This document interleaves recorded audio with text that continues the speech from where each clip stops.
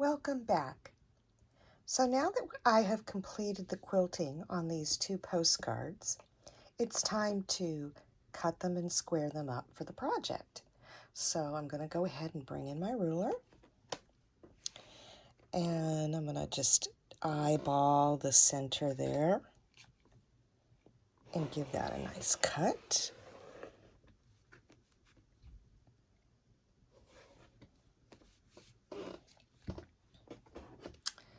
The next thing I'm going to do, if you remember, I used my template and ruler to mark guidelines that were a smidge larger than the actual template. And as you can see with the quilting, I did do my job in getting that lined up, so there will not be any soaking or blocking to be done. I'm going to go ahead and move this one out of the way. So my job now is to go ahead and line this up and give this a trim.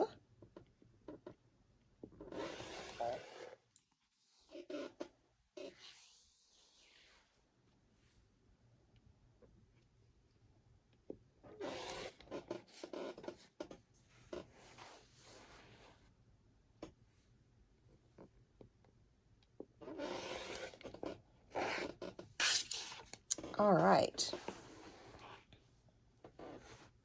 So now that I'm finished, this is the actual layout of the card. And even though there is a smidge of a marking right here, I'm not worried about that, because if I put my template down, it is going to be within that dashed line, which means that my satin stitch is going to cover that up and you won't see that. If you are using another method besides a satin stitch, you will want to make sure that whatever registration marks you're using are gone, whether you need to soak them or whether you use a different tool to mark with is completely up to you, but just keep that in mind. So this is finished. And I'm going to go ahead and trim this one while we are at it.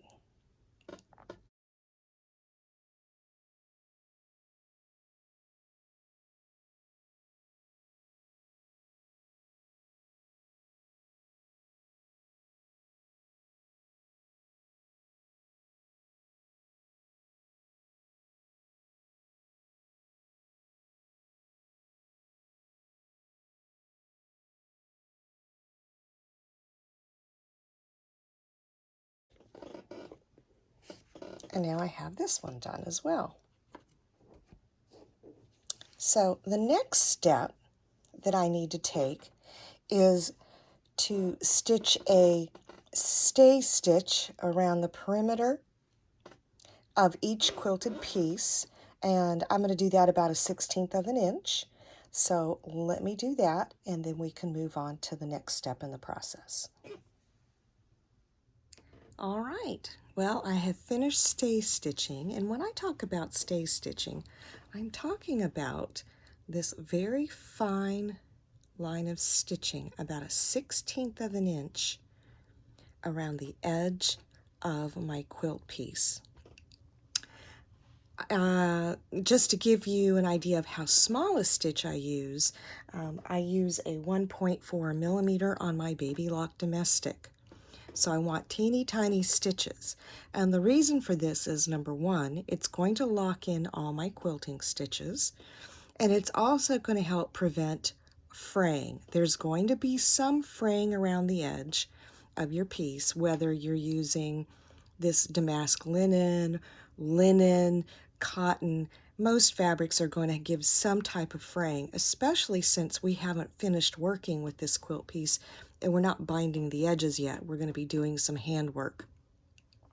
So those are the reasons why I add the stay stitching.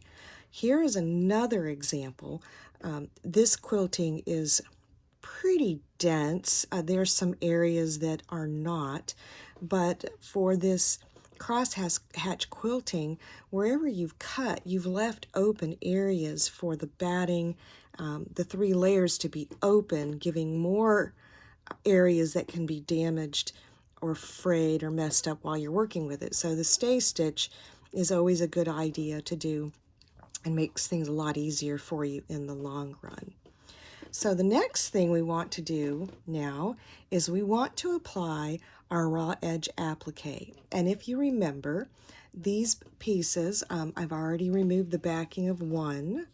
So this one still has the backing on it. This is the Heat and Bond Ultra Hold.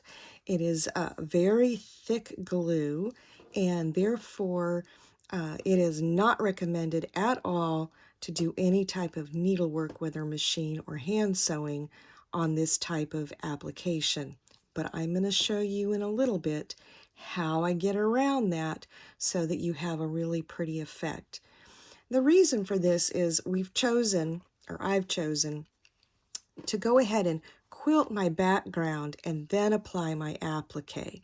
Now, you could have a different type of applique, like the one that I'm going to be using on that beautiful silver silk, that you could actually applique down. And you could do that with raw edge also, but this is just a different technique if you want something easy and fun, maybe to do with your kids or your small children or grandchildren.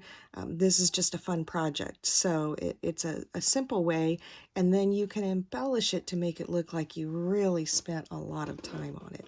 So I've got my iron heating, and what I want to do is I want to lay my template down, and to the best that I can, I'm going to use the crosshairs, or the vertical and horizontal lines on my template here, and I'm going to try and make sure that I have this centered, and I pretty much hit that on the nose when I laid it down. So that is where that is going to lay. I'm going to lift this up carefully. It's got quite a bit of glue on the back, so it is rather, it kind of clings to the quilting, but I'm going to use, this is a product, and you'll have to forgive me, I don't have the exact name for it, but it is used, it's very similar to a pressing cloth, but it's used, application is for raw edge application when you have a large motif that you're working on with multiple pieces. So this is just a great way to protect all your fabrics in the ironing process. And I'm going to go ahead and iron this down.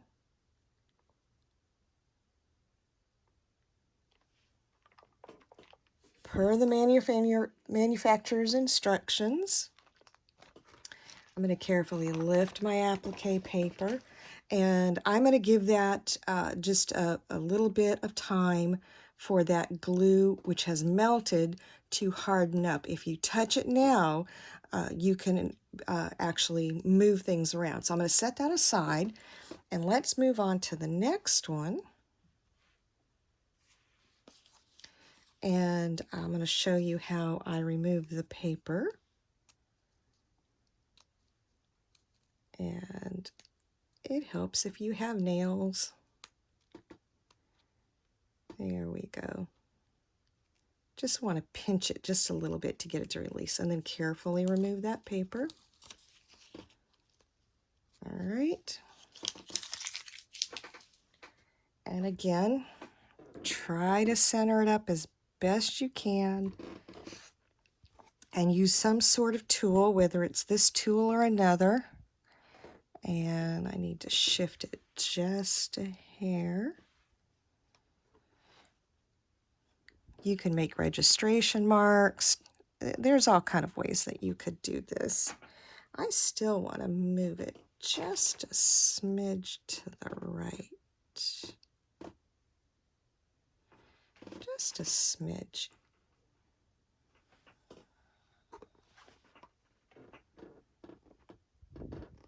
There we go. That looks like it's pretty spot on. Good distance from the top and bottom. Okay, I'm going to carefully lay that protective barrier over the top and give that a press.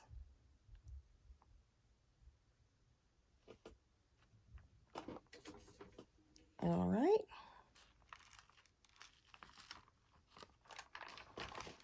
There we go. We'll let that cool down. The other should be cool enough, and I always check by kind of bending my quilt top, and right in there it just seems like it needs a little extra help. So I'm going to lay this down again.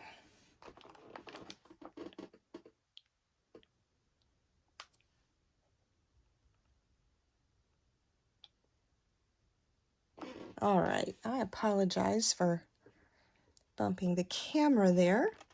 I am just a one-person show. I wish I had a cameraman. One day, maybe. My husband, Michael, sometimes comes in and helps, but he is away this morning. So I'm going to let that cool off. And check this one. This one did really well. All right.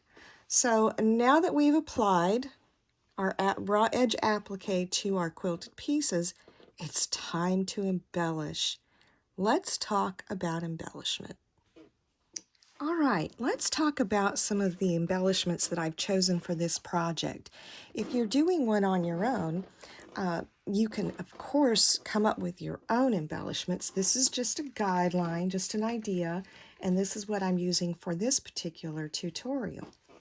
What I have in front of me are different types of embroidery needles. I'm going to be doing some embroidery that will finish off the raw edge applique or give it the impression that it's been finished off.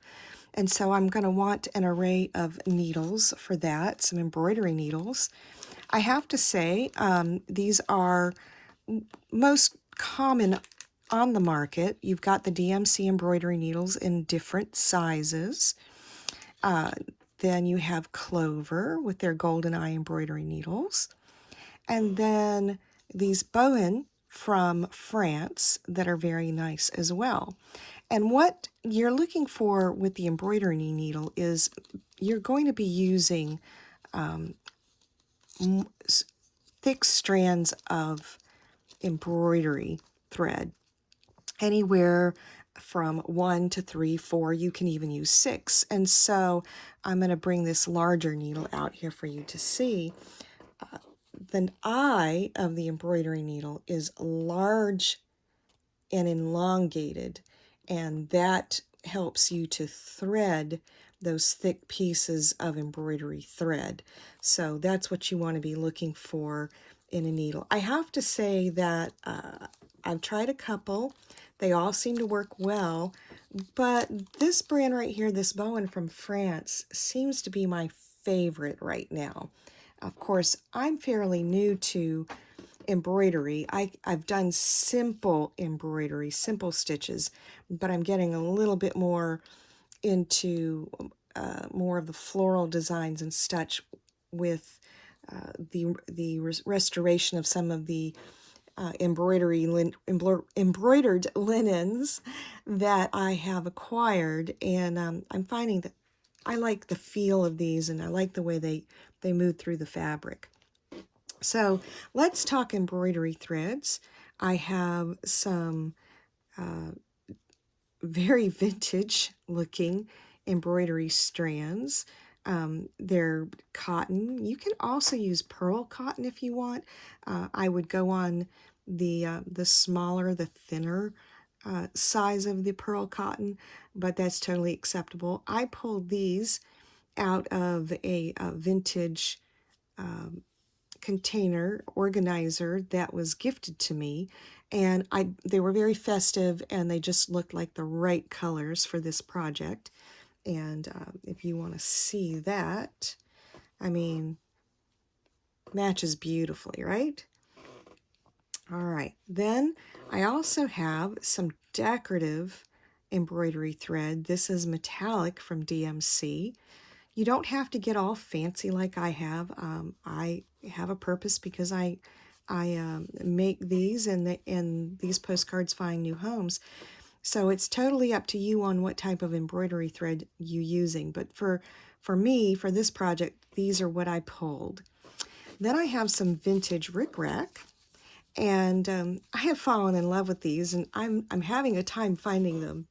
Some folks find them all over, but these vintage pieces they're very thin. They're not wide, and so it makes it perfect for postcards. So again, if you're wanting to doll up your postcard, I'm going to show you how to do that with this vintage rickrack.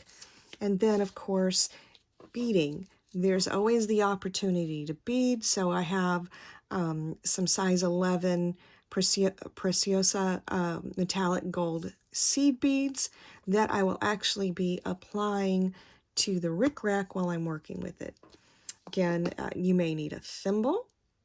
You will need some beading needles, and the beading needles that I use right here are the John James, the short beading bead embroidery, and I like them. They get a bend. If you take a look at my needles, they kind of bend the way I use them.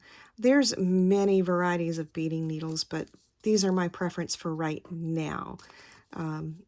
You know, just like anything else that we work with, all the tools that we work with in our possession, collecting different kinds is always the hazards, or I don't know if the word hazard is correct, but we can acquire quite a collection and everything. So with me just starting out with the embroidery and such, I'm just beginning my collection. So some of you may be more experienced and have more to choose from, but these are, I just wanted to show you what I use. So you're welcome to explore anything else. You'll want a good pair of trimming scissors to trim. I always use a pair of curved scissors so that I don't accidentally cut into anything that I don't want to. And you also may need a pair of applique or short scissors. These are my Karen K. Buckley scissors. I love them because they have a serrated edge, which means if you're working with linens or any kind of fabric that's really wiggly, it has a bite and it holds on to it really well. So those are part of what we're going to be using. Then we're going to need some aids. And again, here's my handy dandy glue stick. And then in this bottle, this is a glue applique bottle. You can find these on Amazon, and I can find the link for you and provide that in your materials. But I have this filled with Elmer's School washable glue, and I like it in clear. I just white is fine, but the clear is just so much easier when you're working with some delicate items and you really want to be able to see and work and not worry about a glob of white in your way until it dries. So that's what I have here in my hand. Now, there's another option. Of course, there are many options for embellishment, and that's up to you. I mean, I've used Swarovski crystals. They're not available anymore, but Preciosa makes them also, and I heard that they're good. They're never will be the same quality as the Swarovski, but you can always use crystals. But I want to talk now. I'm going to carefully bring this in because I have this ready. I want to talk to you about this fun aspect of embellishment, and pardon me as I bring this in, and that is stamping, using stamps. And I'm going to give credit here. I learned this from Kelly Klein of Kelly Klein Quilting, and she uses this for her needle books, and it just has so many applications that I had to share with you. So what we use, or what I'll be using, my favorite are these small archival inks, okay? There is the larger pad that you can get, and I like to get it's called potting soil, and then there's also coffee. If you want a really sepia or vintage look, I like the look of these colors. They're archival, so they're acid-free, they're permanent, and they're waterproof. But this will give a very vintage look if you're wanting to stay in that vintage realm, okay? Then if you want to get into the holiday, I've got that red, so I have a 'Tis the Season. And then here's a cutie, just a regular wooden stamp that I had, and I went ahead and cut that into a circle. That'll be really cute when it's set down, and you can embroider in red or green around the circle, whether you do a blanket stitch or some sort of running stitch. That would be really cute. But what you would do, what the idea is you would put a little glue down and secure those, and then you would go in and embellish with some sort of embroidery, or maybe just some knots, or just a simple stitch to hold them in place in a couple of places. However you want to decorate it. There's the option of stamping to add to your collection. And here are some simple, so you can use these cling stamps on acrylic, and you don't necessarily have to go out and purchase acrylic, all these acrylic stamps. Use rulers if you've got any rulers, thick rulers. Like this is a, believe it or not, Kelly Klein quilting ruler, and it is perfect. I can use it, all the lines to line up all the cling. They stick to the acrylic, and that's what I used to make these stamps. You can use different types of fabric. I chose linen for these, but you can definitely use a piece of cotton, grab from your stash, or grab from your remnants. Like I like to use the pillowcases, so those would be perfect for this also. Once you have these cut, and I take great care, this one needs to be trimmed again on the top, but take great care in cutting, that you're cutting right down with the fibers, right parallel with the fibers, so that when you're done, you can grab some fibers like this and go a couple of strands, and you'll end up fraying the edges. So let me see if I can pull. There we go. If you pull the fibers, when you're done stitching this down, you can fray the edges on your pieces and give them another little look. All right, that'll be a great characteristic. So that's what I have as far as embellishments. Let me get everything ready, and we'll start on that embroidery process that I want to show you that will finish off our raw edge applique.